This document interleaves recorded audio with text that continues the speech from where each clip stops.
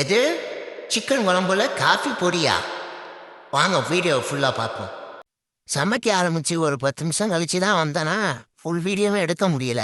அதுக்குள்ளே நம்ம அண்ணாத்தை எண்ணெயை ஊற்றி வெங்காயத்தை போட்டுட்டா அப்படி வணக்கிறதுக்கு. அப்புறம் வாசனை திரவியெல்லாம் சேர்க்க ஆரம்பிச்சிருச்சு அந்த அண்ணன். சரி வாசனை திரவியெல்லாம் சேர்க்க ஆரம்பிச்சிருச்சு. அதுக்குள்ளே இஞ்சி பூண்டு பேஸ்ட்லாம் அடிச்சிட்டு வரவும் சரி கறி குழம்பு தான் வைக்க போதாட்டுதுன்னு கேட்டா இல்லை காலிஃப்ளவர் குருமா அப்படின்னுச்சு.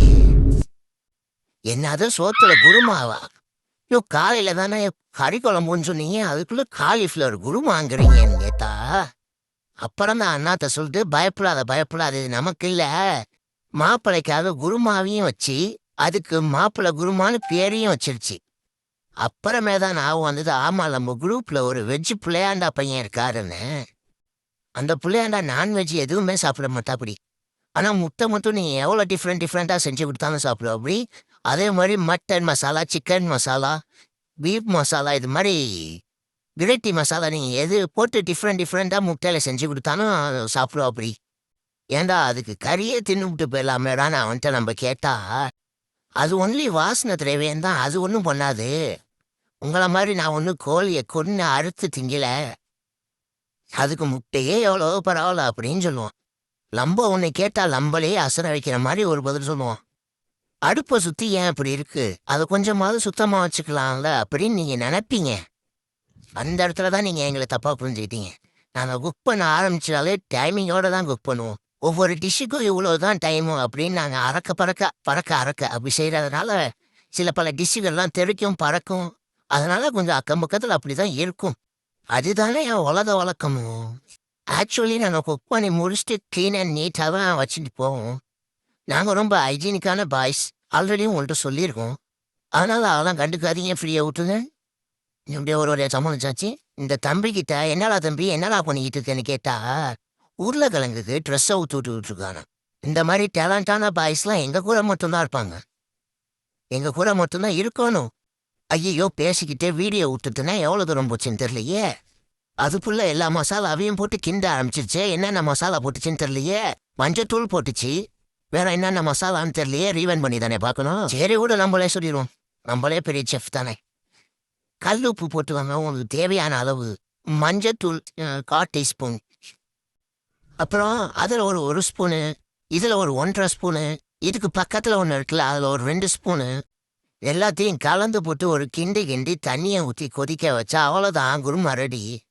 இந்த வெஜ் புள்ளியாண்டாங்க ஒரு வழியா வீடியோ உள்ள வந்துட்டா அப்படி. இந்த 3 பேர்த்தில் யாரும் அதுன்னு கேட்டிங்கன்னா டிஎம்கே கலரில் ஒரு பனியன் போட்டு வந்தாப்புல இல்லை, அவர் தான் அந்த பையன். அந்த பிள்ளையாண்டான் தான் ஆனியன் கட் பண்ணிட்டு இருக்கா அப்படி. நீங்கள் கேட்கலாம் அவனுக்கு தான் குருமா ரெடி ஆயிடுச்சு, இன்னும் யாருக்கு அவன் வெங்காயம் வெட்டிக்கிட்டு இருக்கான்னு. அவனுக்கு தானே ரெடியாக இருக்குது, எங்களுக்கு இன்னும் சிக்கனில் ரெடி ஆகலையே. அவ்வளோதாங்க காலிஃப்ளவர் குருமா ரெடி. அது இதெல்லாம் சொன்னீங்க, அது எதுன்னு சொல்லலையே நீங்கள் கேட்பீங்க. அது எதுன்னு தெரிஞ்சுக்கணுன்னா வீடியோ ஃபுல்லாக பாருங்கள், உங்களுக்கே தெரியும். சரி நான் சொல்லி கொடுத்த மாதிரி சீக்கிரம் காய்ச்சி விட்டு அண்ணாத்த குழம்பு வைக்க ஸ்டார்ட் பண்ணிச்சு.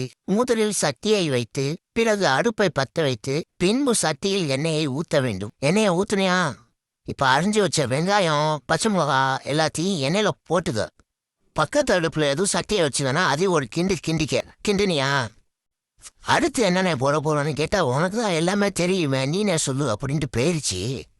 இல்லை அண்ணாத்தா, என்னதான் நான் சொல்லி கொடுத்த மாதிரி சமைச்சாலும் கைப்பக்கம்னு ஒன்று இருக்குல்ல, அதனால் நீ சொன்னாதான் அண்ணாத்தா கரெக்டாக இருக்கும் அப்படின்னு சொன்னால் மூடிட்டு சொல்லு அப்படின்ட்டுச்சு. என்ன குமார் ஒரே அசிங்கமாக போச்சு அப்படின்ட்டு நானே அப்புறம் தானே தப்பு மாறிட்டேன். சரி அண்ணாத்தா நீங்கள் பண்ணுங்க, உங்களை டிஸ்டர்ப் பண்ண மாட்டேன், கப்சிப்பு நீ வீடியோ மட்டும் நான் எடுத்துக்கிறேன் அப்படின்ட்டு நான் வீடியோ எடுக்க ஆரம்பிச்சிட்டேன். அவ்வளோதாங்க. வெங்காயம் வணங்கினோடனே அரைச்சி வச்ச இஞ்சி பூண்டு பேஸ்ட்டை அதை ஊற்றிடணுங்க. அதை ஊற்றிட்டு ஒரு கிண்டி விட்டு இந்த பூண்டு வாழை போகிற ஒரே கொஞ்சம் நேரம் கொதிக்க விடுங்க. திரும்புறதுக்குள்ளே அண்ணாத்த தக்காளியை போட்டுட்டா அப்படி. நான் அண்ணாத்த இப்படி பண்ணுறியா அண்ணாத்தன்னு கேட்டா நீ வர ஒரே வச்சுன்னு இருப்பாங்களா அப்படிங்குது. அவ்வளோதாங்க தக்காளியை போட்டு அதே கொஞ்சம் நேரம் வணக்க விட்டு அது மேலே மஞ்சத்தூளை போட்டு வாஷ் பண்ண சிக்கனை எடுத்துகிட்டு வந்துடுங்க. தக்காளி நல்லா வணங்கினோடனே வாஷ் பண்ண சிக்கனை எடுத்து போட்டுருங்க. நல்லா வடிகட்டி அதில் தண்ணி கோத்துருக்கோம், தண்ணியை நல்லா வடிகட்டி சிக்கனை எடுத்து போட்டுருங்க. சிக்கனை போட்டுட்டு நல்லா ஒரு கிண்டி விடுங்க. அந்த மசாலாலாம் எல்லா பக்கத்தும் ஸ்ப்ரெட் ஆகிற மாதிரி சிக்கனில் ஸ்ப்ரெட் ஆகிற அளவுக்கு நல்லா கிண்டி விட்டு மூடி போட்டு மூடி வச்சுருங்க. கறி கொஞ்சம் நேரம் வேகட்டும். அந்த கேப்பில் தேங்காய் பூத்துக்களையே அரைச்சி வச்சுக்கோங்க. எங்ககிட்ட தேங்காய் இல்லை, நாங்கள் தேங்காய் புளி தான் போட்டோம். இங்கே ஒரு 15-20 நாளா இங்கே தேங்காய்லாம் கிடைக்க மாட்டேது. ஏற்றுமதி இறக்குமதி எல்லாம் கொஞ்சம் தாமதமாகுதான். நல்ல கெட்டி தயிராக எடுத்து உங்களுக்கு எவ்வளோ வேணுமோ போட்டுருங்க. நாங்கள் ஒரு பாக்ஸ் இருந்துச்சு, அதை அப்படியே ஒரு கவுப்பு கவுத்தாச்சு. இப்போதான் அந்த காப்பி தூள் மூமெண்ட். என்னத்த சிக்கன் குழம்புல காப்பி தூளை போடுறேன்னு கேட்டா, அதுக்கு காப்பி தூளை போட்டா நல்லா வாசனையா டேஸ்டா இருக்கும் அப்படின்னுச்சு. ஆனா இதுல காப்பி தூள் வாசமே வரலையே அப்படின்னு கேட்டேன். அதுக்கும் இப்பதானே போட்டேன், வரும் அப்படின்ட்டுச்சு. உண்மையை சொல்லலன்னு சொன்னதுக்கு அப்புறம் தான் சொன்னிச்சு, லவங்கம் அதிமதுரம் இதெல்லாம் மிக்சியில போட்டு அரைச்சா காஃபி தூள் ரெடி அப்படின்ட்டுச்சு. சரி, அரைச்சி வச்ச காஃபி தூளை போட்டுட்டு உங்களுக்கு மிளகா தூள் எவ்வளோ வேணுமோ, எத்தனை ஸ்பூன் வேணுமோ நீங்கள் போட்டுக்கோங்க. நாங்கள் 2 ஸ்பூன் போட்டுருவோம். மல்லித்தூள் 2 spoon, chicken masala 2 spoon, 3 spoon அவ்வளோ போட்டுவாங்க, வாசனையாக இருக்கும். போட்டு எல்லாத்தையும் ஒரு கிண்டி விட்டு அப்படியே அரைச்சி வச்ச தேங்காய் பாலை எடுத்து ஊற்றிடுங்க.